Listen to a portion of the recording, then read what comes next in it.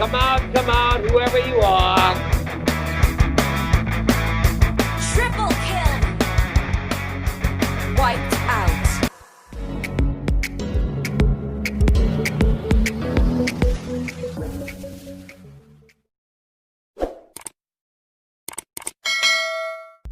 Ano nga ba ang pwede nating gawin para magamit pa rin si Ling kahit sobrang daming nerf na ang ginawa sa kanya? Sa Mobile Legends guide na to, pag-uusapan natin lahat ng adjustments na dapat nyong gawin kung gusto nyo pa rin magamit si Ling sa meta ngayon. Kasama na rin dito yung mga tama at maling desisyon na ginawa ko. Pero bago tayo magsimula, kung meron kang guide na gusto mo ipagawa, i-comment mo lang sa baba, susubukan kong gumawa ng guide tungkol doon. Okay, let's go! Sa laro na to, ito yung emblem na gamit ko. Assassin emblem na merong movement speed, physical pen, tsaka killing spree. Mapaka-importante na ng movement speed kay Ling ngayon. At dahil maaga na nag-i-spawn yung mga buff at kaya naman ni Ling mag-start doon, kaya sa blue buff tayo nag-start. At gaya ng ibang jungler, priority ni Ling na magpa-level 4 muna bago sumama sa teamfight. Kahit sa jungle tayo nag-start, kaya pa rin natin magpa-level 4 bago mag 1 minute and 30 seconds. Maliban doon, maganda yung gagawin ng Jawhead namin para ma-delay yung kalaban. Kaya kapag na-delay ng tank nyo yung jungler ng kalaban at nag-level 4 kayo, dapat i-pressure nyo agad yung jungler nila. Makikita nyo dito, once na nag-level 4 tayo, pupuntahan agad natin yung jungler nila. Delay na. Delay mo ulit. Nice one. Mahagis na ulit. Delay na 2 beses yung ano. Tara, gangkin natin yung Claude. Level 4 na ako. Hindi pa ata. Sabi ko na hindi pa. Tara, level 4 ako.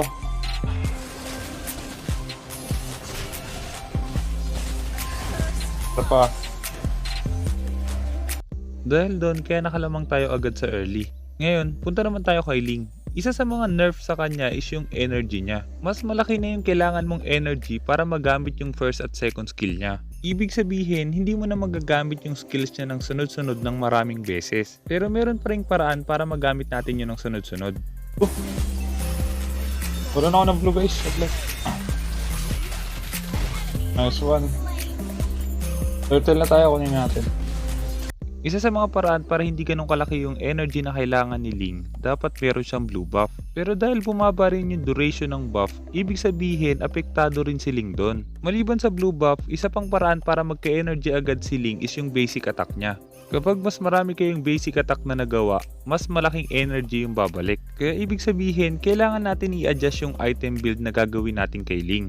Ito yung item build na tingin kong bagay sa Ling ngayon. Kung napanood yung live stream natin, nag-win streak tayo gamit yung build na to kay Ling. Napaka-importante na ng attack speed kay Ling para bumalik agad yung energy. Kaya tayo nag-attack speed boots. Maliban doon, importante na rin ang boots sa kanya kasi nga hindi mo na magagamit yung first skill niya ng sunod-sunod lalo na kung wala kang blue buff. Kaya ibig sabihin, mas madalas ka nang maglalakad kapag gumagamit ka ng Ling. Hanggat maaari, 1 to 2 walls lang ang talunan mo kung nagmamadali kang pumunta sa isang location. Napaka-importante na piliin mo maigi kung anong walls yung tatalunan mo para mas matipid yung energy. Sunod sa item natin is yung jungle item. Kung mapapansin nyo, naka-defensive jungle item tayo. Dahil nga bumabase na sa basic attack si Ling, kaya napaka-importante na kaya mong tumagal sa teamfight. Maliban doon, hindi nyo kailangan i-level 3 agad yung jungle item na yon. Kailangan nyo tandaan, importante pa rin ang damage at attack speed kay Ling kaysa sa defense. Ay, go natin yung top. Go natin yan, go natin yan. Purify, nice one. Sige, patay pa rin yan.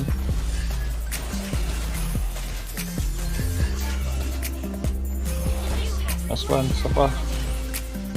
Okay na yun, okay na yun, okay na. Uy. Back. Ayun na yung Lunox, Nice one, ganda ng pasok ni Tito Badam. Eh, hindi pala nag-dark yung Lunox, sayang. Ayun na. Nice one, patay, isa pa. Hindi niya na-dark. Sunod sa item natin is yung Wind Talker. Para meron tayong additional burst damage, movement speed, pati rin attack speed. At para naman sa lifesteal at attack speed, kaya tayo magdi-Demon Hunter Sword. At para mas malakas yung crit damage natin, kaya tayo magbe-Berserker's Fury. Pagdating sa dalawang huling item, pwede nyong palitan yon depende sa sitwasyon. Ganon din sa attack speed boots. Pwede nyo rin palitan yon kapag nabuo nyo na yung dalawang attack speed items nyo. Pagdating naman kay Ling, dahil nga naka-attack speed items tayo, kaya napaka-importanteng gumamit kayo ng basic attack tuwing pumapasok kayo sa teamfight. Makikita nyo mamaya, wala na tayong energy pero dahil naka-basic attack tayo, kaya pwede pa tayong makatakas at makapatay ng kalaban. Pero wag nyo pa rin kakalimutan na assassin pa rin si Ling. Kaya hanggat maaari, yung priority target natin is yung mga malalambot na hero ng kalaban. Maliban doon, mas mabilis makaka-split push si Ling sa build na to. At dahil nga kaya agad natin pumatay ng malalambot na hero, kaya kapag may hero na nakahiwalay, pwede nyo agad patayin.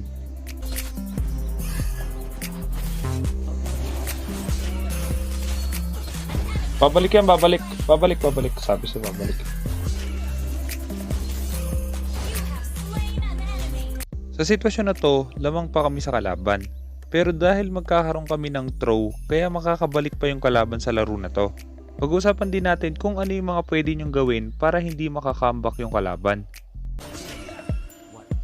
Initiate retreat.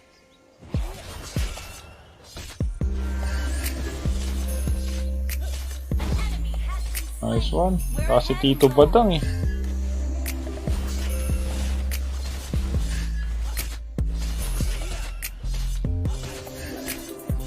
Basic.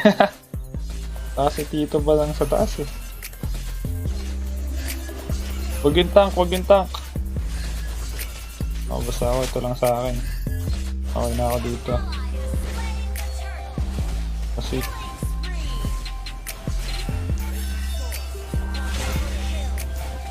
Your team destroyed a turret. dalawang marksman kalaban ko, guys.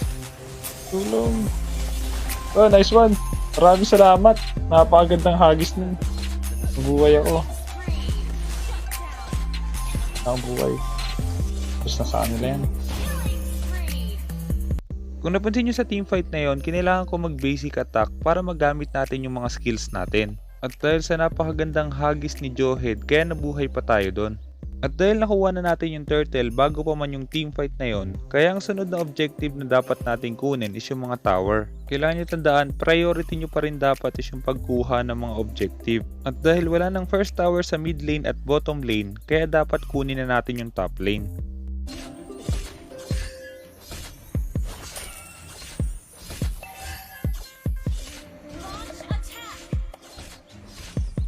Tara. Top. Push tayo sa top. Palag tayo. Palag tayo. Ayun na, pumalag siya. Palag.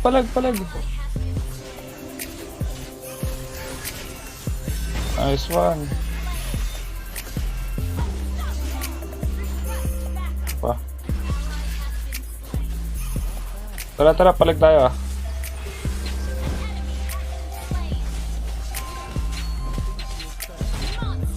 Boy pa. Your team destroyed a turret. Gigil nila ako. Ikaw target nila, wala tayong magagawa. Isa pang kailangan itandaan kapag gumamit kayo ng Ling, hindi sa lahat ng pagkakataon meron kayong blue buff. Kaya kung makakakuha kayo ng buff hanggat maaari, tsaka kayo makipag-teamfight. Pero makikita nyo pa rin dito, kahit wala tayong buff, mabilis pa rin na bumabalik yung energy ni Ling dahil nga mabilis yung attack speed natin.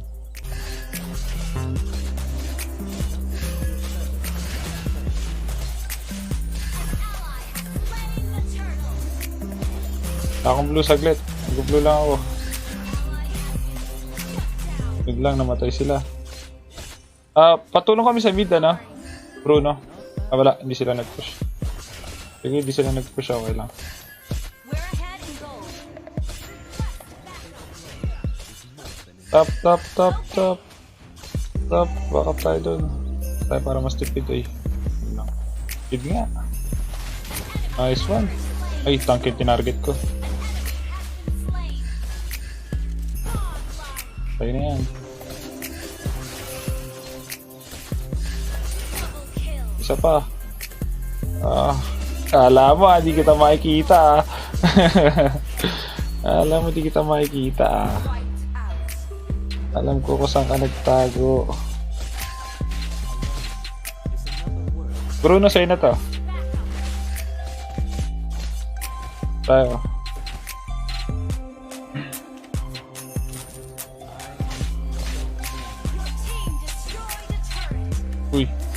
Wah.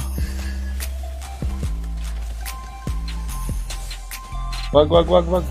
Push na lang tayo. Uy. You destroyed a turret.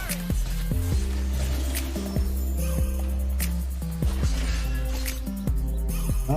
Wala siyang buff? Ingat sa top ah.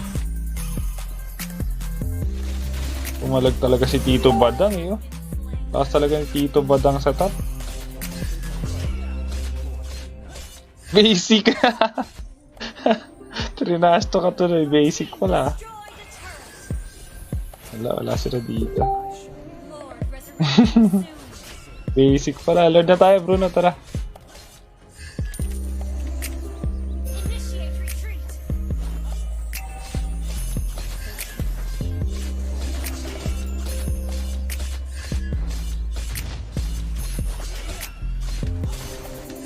Masa si Lunox? Tara. Yun lang. Nahuli ako. Nahuli ako ng Cupra. Doon ako nalungkot. Nakabawi yung ano. Nakabawi yung clone. Tower. Minions lang, minions. We're ahead in gold. Sige, mabubuhay na kami. Okay lang yan. Ulti mo na yung minions yan. Sige, pre-hit Bruno. Tay. Sige, tag tayo. Sige, patayan. Has been destroyed. Pag-purify. Bakit bumalik ka pa? Para lang magka-stuck. Push. Initiate retreat. Ah, yung Lord oh.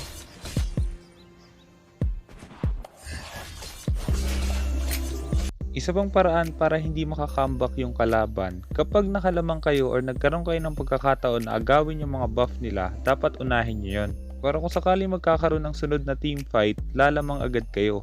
Or, mas maganda, pwede nyong i-force yung team fight kung lamang naman kayo or dikit lang yung laban tapos wala silang mga buff.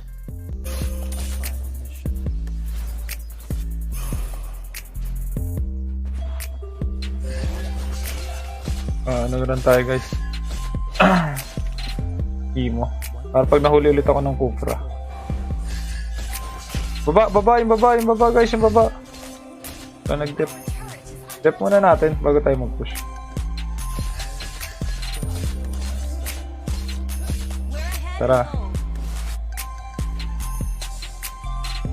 Walang buhay yung ano. Walang buhay nga.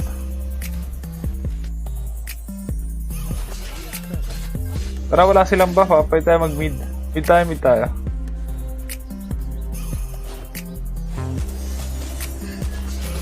Tara, walang Cupra. Walang kasama to. Oh, habol. Hindi walang kasama yan. That's one. Palag tayo. Okay. Nice one, pwede na to.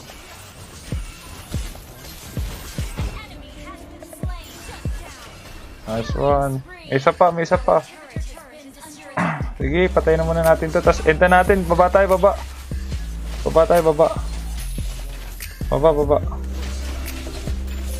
Nice one. Push na baba.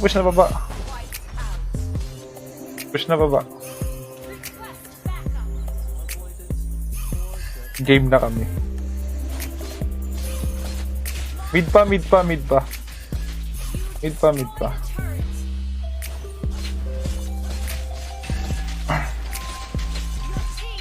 Okay na, back muna. Back muna tayo. Top naman tayo, top. And na gusto ko pakalaro si Master. Wait, logpas ako. Ay, tara, isang push na lang yan, ha. Top tayo, sa top, ha. Maglo-lord tayo. Topside tayo, ano. Lunox, ano, Bruno. Topside tayo. Abangan natin sa Lord, abangan lang natin. Ayun na, pwede na yan, sa baba sila. Tara, palag tayo. Okay, nag-ulti na yung ano, Kupra. Palag tayo.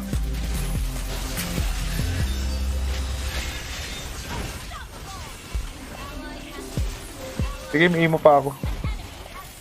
Nice, nabush yan. Nice one, one hit pa. Nice one. End natin, isa na lang buhay. Uy, maraming salamat. Bago tayong supporter, Ben. End na. Okay na pala.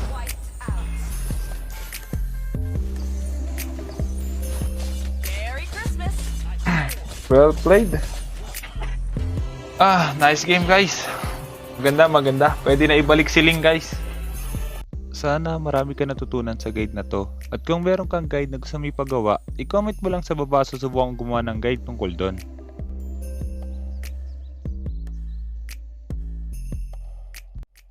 Kaya kung hindi ka pa nakasubscribe, hit mo na yung subscribe pati yung notification bell. Basta lagi mo lang tatandaan, kung gusto mo mag-improve, just master the basics. I'm out.